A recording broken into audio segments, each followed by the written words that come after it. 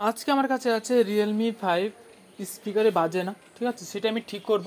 তো ঠিক করার আগে আমি এবারও আমি হার্ড রক সলিউশনে আমি সলিউশন দেখে নেব, দেখে তারপর ঠিক করব, ঠিক আছে। আর আমার কোথায় প্রবলেম হচ্ছে সেটা তোমাদেরকে বলবো, যে কোথা থেকে আমার সমস্যা হচ্ছে এই মোবাইল। তো বর্ণীয় আমি ওপেন করছি Realme 5 বা 5S বা 5i, একই ডায়াগ্রাম, ঠিক আছে।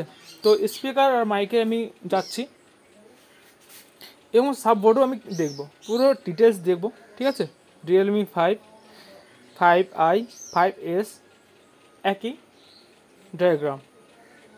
তোমাদের যদি একটু ভালো লেগে থাকে প্লিজ লাইক করো, শেয়ার করো। হ্যাঁ, আর তোমাদের যদি কোনো মোবাইলের ডায়াগ্রাম, বর্ণীয়, বিটম্যাট যদি প্রয়োজন হয় অবশ্যই আমাকে কমেন্ট বক্সে বলো, আমি দেওয়ার চেষ্টা করব, ঠিক আছে।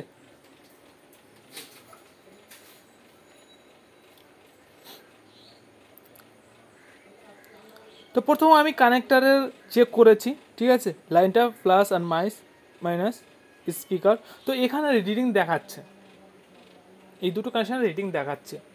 এটা কনফার্ম হয়ে গেলাম যে আমার বোর্ডের সমস্যা নেই, ঠিক আছে। তাও তোমাদেরকে আমি ভালো করে দেখাচ্ছি কানেকশানটা কোথা থেকে কোথায় গেছে। এটা হচ্ছে ইয়ারে তো প্রয়োজন নেই, ইয়ারটা তাও দেখে নাও যদি তোমাদের সমস্যা হয়, ঠিক আছে।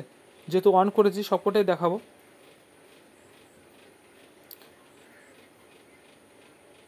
আর অডিও আইসি থেকে আমার আউটপুট হয়ে কল হয়ে কানেক্টারে এখানে এসেছে, ঠিক আছে। তো এই পর্যন্ত আমার ওকে আছে, তোমরা ভালো করে দেখে নাও।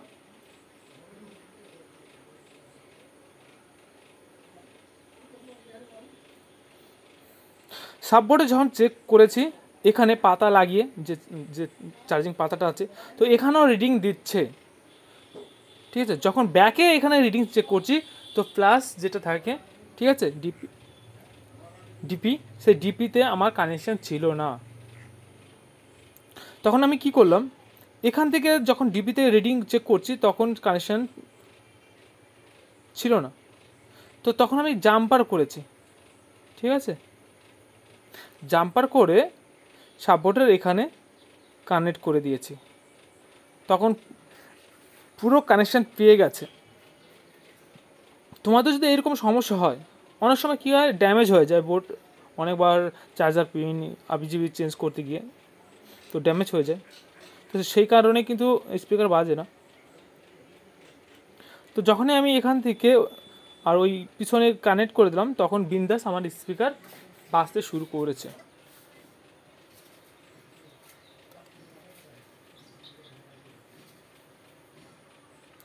আমার ডিপি কানেকশানটা ছিল, ঠিক আছে। ভালো করে তোমরা দেখে নাও।